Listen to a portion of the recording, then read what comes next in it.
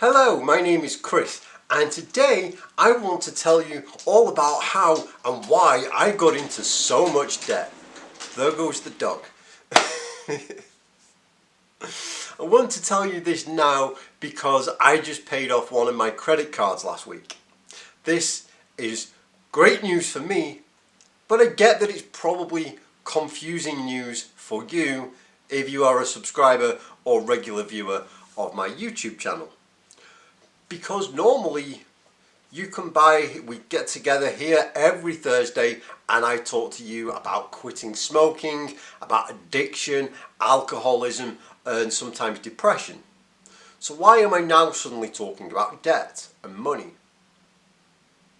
Because the truth is that debt and money and depression and addiction, they're all intertwined. These are not completely separate parts of my life that have no link. They are all part of the same story.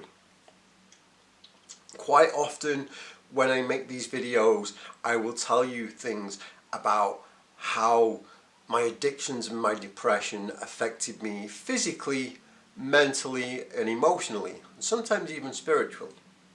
But I don't really talk much about the practical day-to-day stuff, like how it impacted, my life and the things I do, like, getting a credit score and moving house and stuff like that. So I thought I'd go into that today. And there's another reason for it too. The further along that I go in my journey, I realize how many things that I did, from, drinking too much, to smoking, to spending too much money, all are symptoms of a much bigger problem for me. All are things that I used to try to change the way that I felt. And I realized that if I don't get right deep down to the root cause of why I feel so crappy in the first place, I'm never going to live the kind of healthy, happy, even wealthy life that I always wanted to lead. If I keep, not tackling what is really the matter, then I'm just going to jump from one addiction to the next, from one self-destructive behaviour to the next, and never find that sense of just peace and happiness that I always wanted. But in telling the story that I'm about to tell you today, I realise that I start to unearth a lot of those root causes of my troubles. I started to realise, okay, well, I got into debt and I got into addiction because this is what was going on for me at the time, and what is, to a certain level still going on for me. So if I tackle that, then I don't have to keep engaging in these self-destructive behaviours. We'll dive straight into the video in a moment, but before we do, I just wanted to address the very glaring continuity error, but the very glaring continuity problem with this video, in that I start here in one location wearing one t-shirt, and then in the very next clip and for the rest of this video I'm in another location wearing another t-shirt. I recorded the rest of this video last week, and then I sat down to edit it this morning and realised that I had deleted the introduction, like the first video clip where I tell you basically everything I've just told you. I deleted it. So I have to sit here and tell it to you all again. But now that that's done, we can fade in, we can fade out, and then fade in, and then we can get on with it. Let's do it. If I'm going to do this properly, I do need to go back to childhood, at least to some degree. And doing that, that's not to throw excuses around, to blame other people. It's not for me to come and say, oh man, if I didn't have such a messed up childhood, none of these things would have happened to me and I wouldn't be in this mess. Because I don't even believe that's true. Personally, for me, I believe I was always supposed to get to this point in my life. I am having literally the best time in my life right now. I'm fitter, happier, healthier than I've ever been. I'm studying to become, you know, a qualified therapist so I can help people go through some of the things that I've been through. I make these videos every week that, you know, some of you say are genuinely helpful to you. So I believe I was always supposed to get to this point in my life where I can help others. But in order for me to do that, I had to go through all this crap that I've left behind me first. So when I start at childhood, it isn't to, you know, to cast blame or make excuses. It's just a matter of fact, this is where my story starts. And it starts with, you know, being bullied a lot at school, and then coming home, and I had, you know, certain members of my family saying things like, Chris is stupid, you know, and putting me down. And by the way, when I say this, I don't have any resentments or lingering, like, you know, oh man, they really screwed me up. It's just, you know, people didn't know better. People did the best they could with what they had, including the level of emotional maturity that they had. So I'd hear like, Chris is stupid, Chris is bad. I had all, you know, wherever I went, I would, you know, people would reinforce this message that I was no good. You know, and being young, impressionable child that I was, I took this message on. You know, if everyone's saying that I'm no good, then I must be no good. So I kind of grew up with that, and it was kind of very hard to shake off. I grew up, you know, in a very working class community. We were a working class family. My parents worked very hard to provide the best they could for 3 children. You know, and they did the best that they could. But kind of me growing up, you know, feeling less than, feeling like I'm no good, I kind of needed more emotional support, more emotional reinforcement, whatever it might have been, than they were able to give me at that time in their lives. You know, at that time, my parents were younger than I am now, and I don't think I would have been in a good position to provide that emotional support, you know, 5, 10 years ago, whatever it may have been. So I grew up with this feeling like I'm no good and I'm less than. And then when I started, you know, around leaving school age,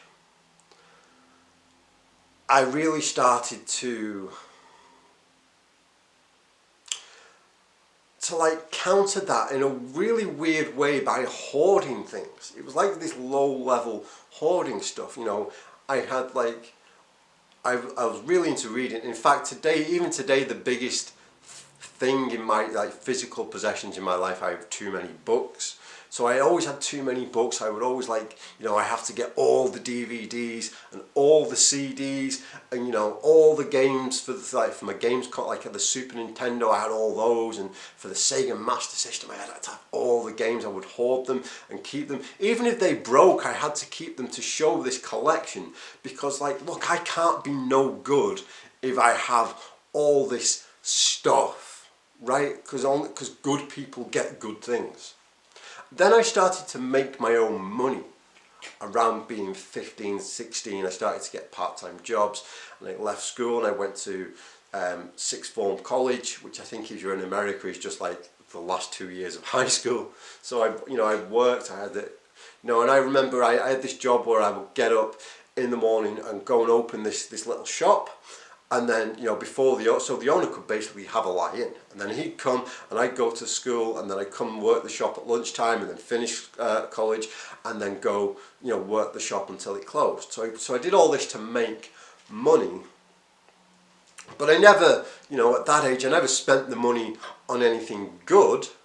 It all just went on crap. It all just went on like little trinkets and more CDs and more DVDs, more VHS tapes. When I was 15, 16, VHS tapes were still a thing. They were on the way out, but they were still a thing. And, you know, so I would like start hoarding all this stuff. And it was around this same time that I started properly smoking. So I'd smoked before, but I was never a smoker. I'd had like 1 or 2, and like I'd stolen cigarettes from my grandma and stuff like that. But at this time, you know, 16 going on 17, I properly started smoking. And living where I lived in the north of England, the owners of like bars and clubs were not too strict on IDing people if you went to go like have a night out somewhere, especially nowhere near as strict as they are, say, in the United States. I remember being in the United States when I still drank, and I was like 28 and getting ID'd, and I thought it was so weird because I'd been drinking in pubs from like 17 back home without anyone questioning me. So then all this money that I started to get started to go on alcohol and cigarettes.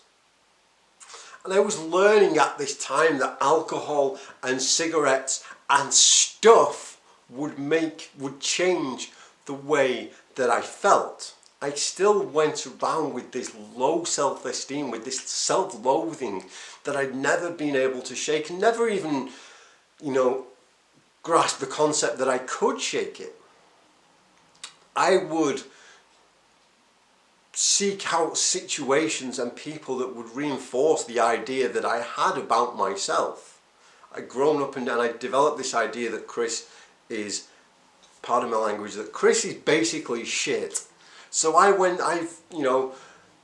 subconsciously would deliberately put myself in situations and deliberately make friends with people who would reinforce this idea that Chris is shit.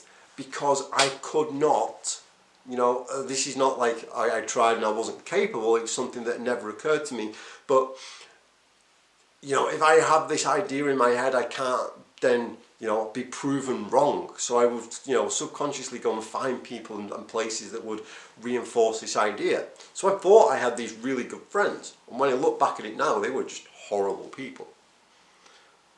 But, I was still kind of like, well, Chris is really shit, so I'll just take anybody that will be my friend, even if they spend all their time being absolute arseholes to me. I'll stick with them desperately.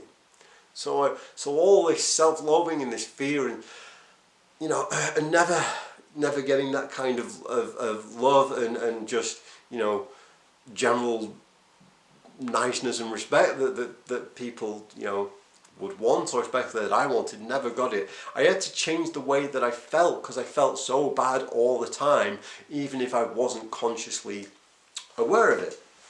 So I changed the way that I felt with drinking, and I'd start changing the way that I felt with smoking, and I changed the way that I felt by buying things, like even things that aren't even that useful or practical or good. I would, like I say, I would buy like little ornaments and DVDs and stuff, and I never understood why other people around me always seem to have more money for, like, let's buy a new iPod or a fancy new phone, and I never understood why I never had the money for that, and it seemed very unfair.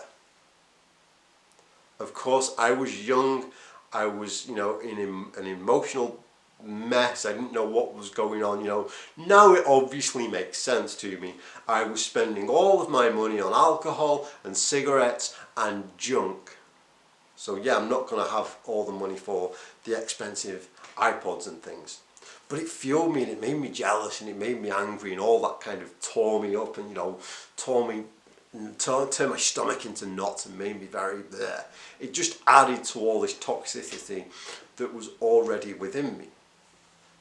So when I left sixth form college and I got a proper job, I'm like, I am now going to have all the nice things. So I started to get the iPods and the fancy laptops and all that stuff. I had a job that paid decent money, but it wasn't, by any stretch of the imagination, it wasn't mega bucks. And I couldn't afford all this stuff, but I had to have it because I had to prove that I was, that I was worthy, and I had to have it to change the way that I felt, and I had to prove that I was just as good as everybody else. So I got all this stuff and couldn't afford it, and got myself into round of debt number 1. To this day, I will always be grateful to my dad for all the help he has given me, helping me get my finances on track, no matter how many times I have royally effed it up. So my dad helped me at that stage, and I did okay at managing things for a little bit of time.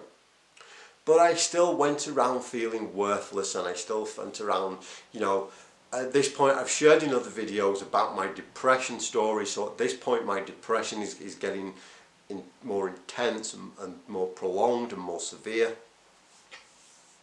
And I reached this point after my divorce, where the divorce had just once again confirmed what I already knew, which was Chris equals shit. I am so bad that a woman who once loved me can't even stand to be around me anymore. And I think this was just like the worst point in my life. And I got in with some friends. I call them friends, they weren't friends, they were just people who tolerated me being around. And at this point my alcoholism was really severely taking off. You know, I say taking off like it was a good thing, like it was a business or something, but at this point my alcoholism was just getting more and more out of control, and I was smoking more and more because I just felt so crap. I just needed to change the way that I felt all the time. And because my feelings were getting, you know, because I was feeling worse about myself, just proving that I was as good as everybody else would no longer cut it. Now I had to really overcompensate and somehow prove that I was better than everybody else. I don't say this with any pride or any like, yeah, this is what I did. It's, you know, it's just what I did. I went from, you know, overcompensating because I felt down here, you know, and just getting, you know, this is the level of self-esteem that everybody else is at. This wouldn't cut it anymore. I had to go way up here, you know, just in case things went even lower. So I would do stupid things to try and prove that I was better than everybody else. Like if we went out to a bar, I would buy, you know, there was probably 10, 15 of us in this group, I would buy everybody multiple drinks. And I did this for two reasons. One, like I say, I had to prove that, you know, look how much money I have. I am rich and successful. Let me buy you all the drinks. But there was also, you know, and I didn't realise this until a good while later, there was also the fact that my drinking was getting so out of hand that I needed, you know, all those extra shots and all those extra drinks. I just wanted to hide it. I wanted to be able to hide it in plain view of everybody else, if that makes sense. Like I need 3 extra drinks, but if I buy 3 extra drinks for everybody, then it's not as weird as me just like cramming extra drinks down me. So I did it to hide that stuff. And I would do stupid things like, you know, somebody was struggling to pay their rent and I was like, I'll pay your rent for you.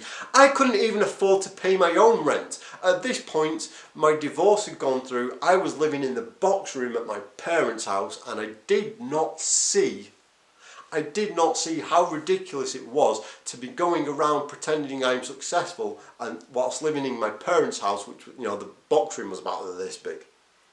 Okay, maybe a little bigger, but you get the idea, right? So I would spend all this money trying to prove that I was somehow successful, that I was somehow good. And I couldn't afford any of it. So, you know, this was at the time when getting payday loans online was starting to become a big thing. So I got every payday loan that I could. I got every credit card that I could. I spent, you know, I went maxed out my overdraft every single month. I was living so far beyond my means. And again, like at times, you know, my dad would come to my rescue and he would help me out, and he didn't have to, because at this stage I was, you know, in my mid-20s. I was, for all intents and purposes, an adult. I didn't feel very grown up, but I was an adult. He didn't have to help me out, and I'm so grateful that he did. But I was so deep into my addictions. I was so deep into my depression. I was so deep into my low self-esteem that no matter how many times he bailed me out, I couldn't get a grasp on things, and I couldn't get on top of things and get out of this cycle of behaviour where I had to spend all the money on booze and cigs and stuff to somehow numb the pain, to somehow change the way that I felt. So despite all that help, I just kept getting worse and worse and worse. 2012 came, and as I've shared with you in other videos, 2012 is the year that I finally got sober.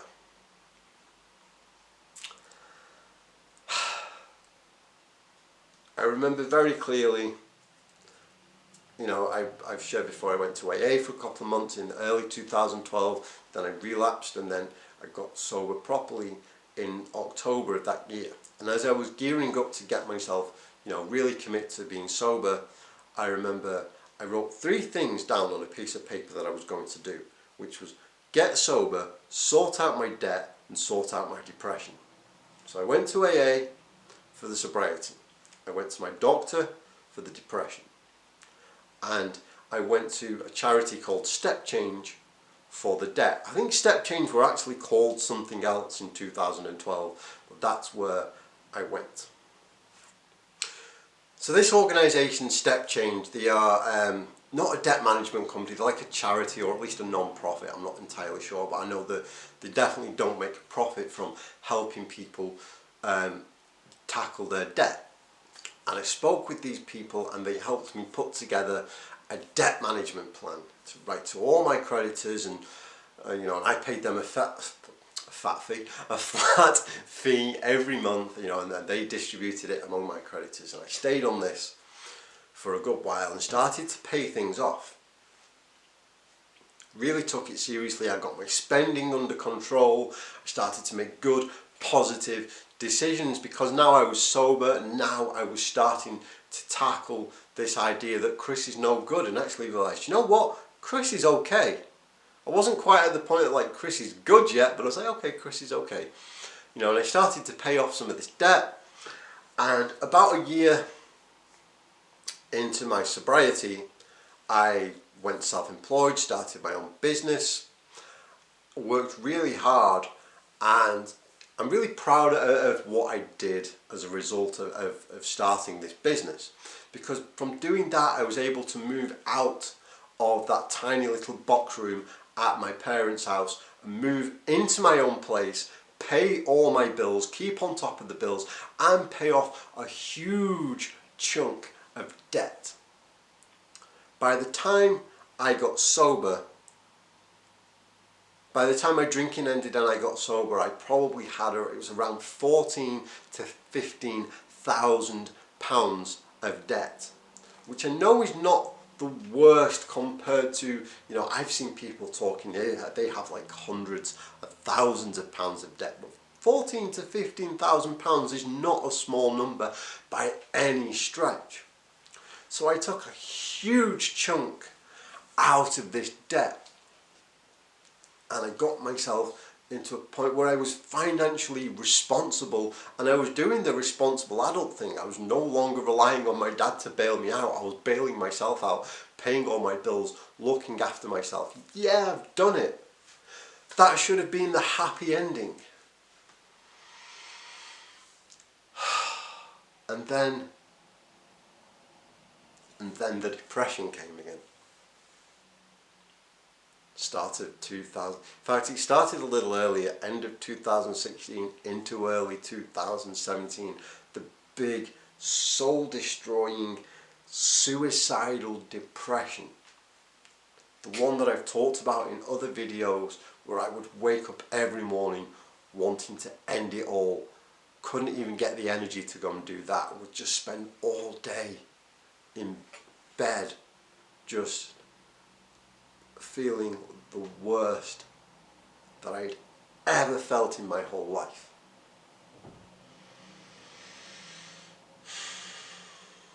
Now when you wake up every morning wanting to end it all, you are not in much of a frame of mind to go to work. So I didn't. I spent all day on the sofa and I just could not face anything, let alone turning my computer on and writing and building websites and the kind of things that I did to make a living.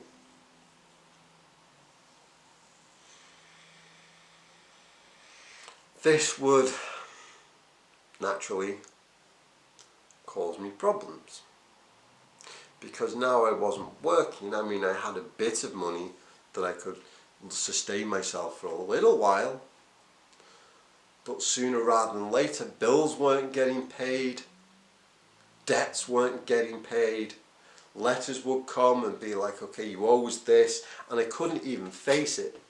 And that was something that I used to do in drinking a lot, which I forgot to mention earlier. One of the big problems I had about dealing with debt is that I couldn't deal with it when the letters came. It wasn't just that, I piled up all this debt. I wasn't in the right frame of mind to even deal with it. I used to joke, when I used to talk about this in AA meetings, I used to joke that if a letter came requesting money, I would take it out into the middle of the woods and bury it so that it couldn't come back and get me. But although that's an exaggeration, that's what it was like. It was like, make this go away and pretend it's not happening. And that only, so I didn't only have the debt that I built up, I had all the extra charges, all the extra late fees, because I just couldn't deal with it.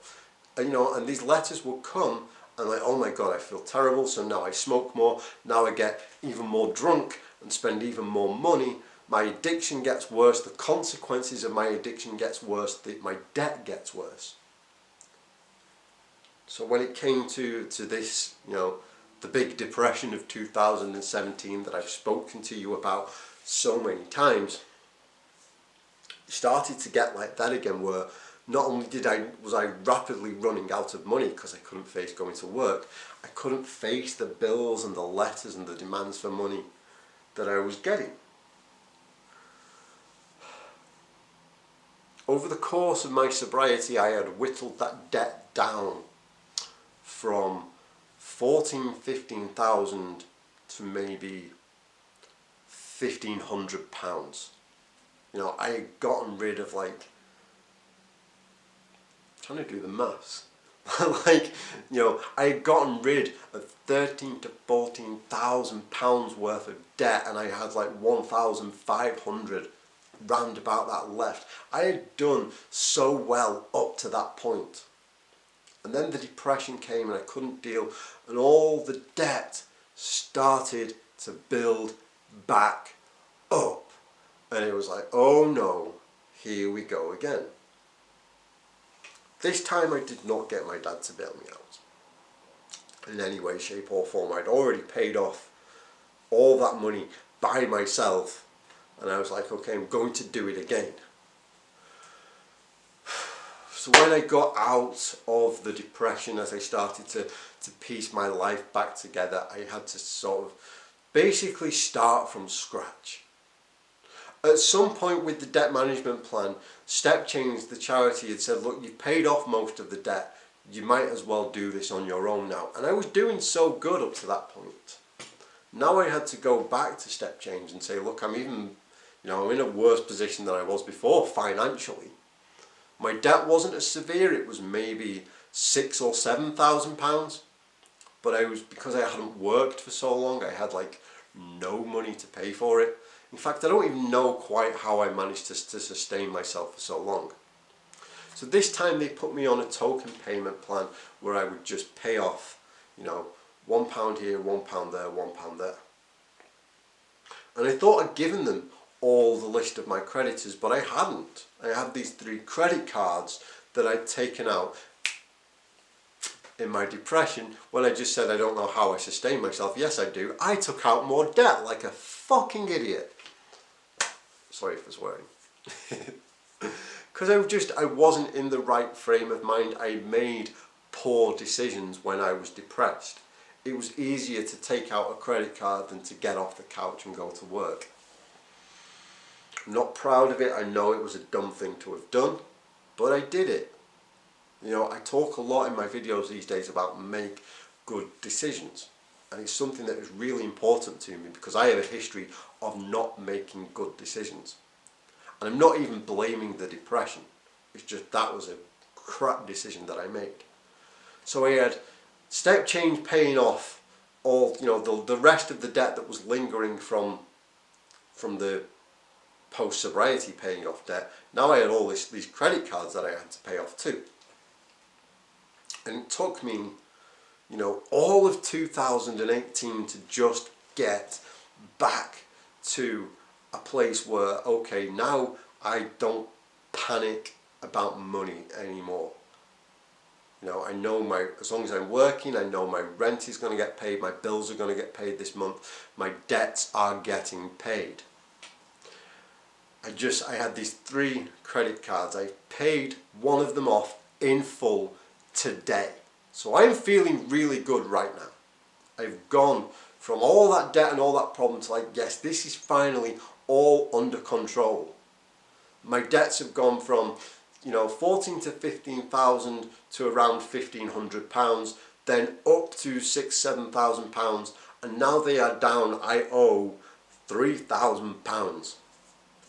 I've made so much progress and I'm feeling good and I'm feeling happy, and I am no longer feeling like Chris is no good, like Chris is shit. You know what? Chris is a good person today. I have my self-esteem, I have my self-worth, and it is in check. I'm not overcompensating. I'm not walking around with a huge ego to overcompensate for the fact that I feel kind of crappy. I feel like I'm a good, decent human being who has flaws and gets things wrong and makes poor choices sometimes, but overall is doing good. And the interesting thing is that I don't even have the hoarding thing anymore. Like I said, I have so many books I need to probably get rid of. But today I even, you know, I got rid of most of my CDs and my DVDs and most of my clothes and all my stuff. Try to live as close as possible to a minimalist kind of lifestyle. I would never attach that label to myself and say, hello, my name's Chris and today I'm a minimalist. That's not, you know, how I see myself. I just like the idea of owning less stuff. And I find, you know, the irony is that I used all this stuff to try and improve my mental health. You know, back at the day, like I feel really bad, so I'll buy things. Now I find that the less I own, the better my mental health actually is. And so here we are.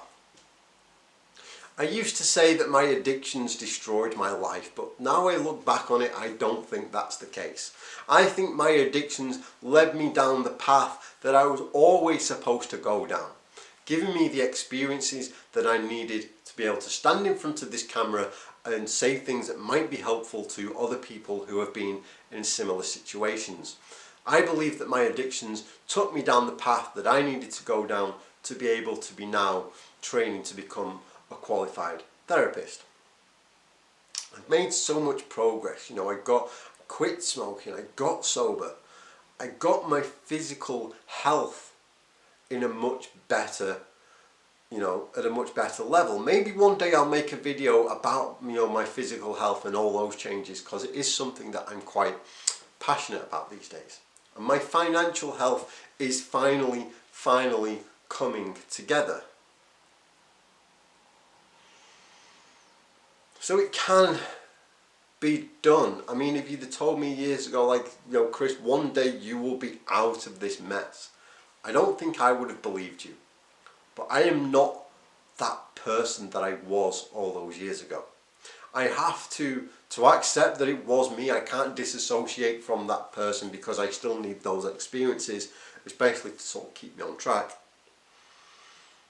But I'm feeling good today. I'm feeling good about, not just today, I don't mean just today, Thursday, I mean I'm feeling good about who I am. And because I have started to deal with that low self-esteem, because I've started to deal with those feelings, I no longer need to change the way I feel by smoking, drinking and buying crap. I no longer need, when a bill comes through the door, I no longer need to run away from it. When I do need to pay things, I no longer need to run away from them. And that's a very, very good feeling. I kind of feel like there's more I should say, like there's some big profound thing that I should end this video on, but to be honest, I can't think of it. So what I am going to say is thank you so much for watching. I've kind of told you a lot of personal crap about my life today, and I do really appreciate all the support, all the feedback, all the love and kindness that I get from you down in the comments below.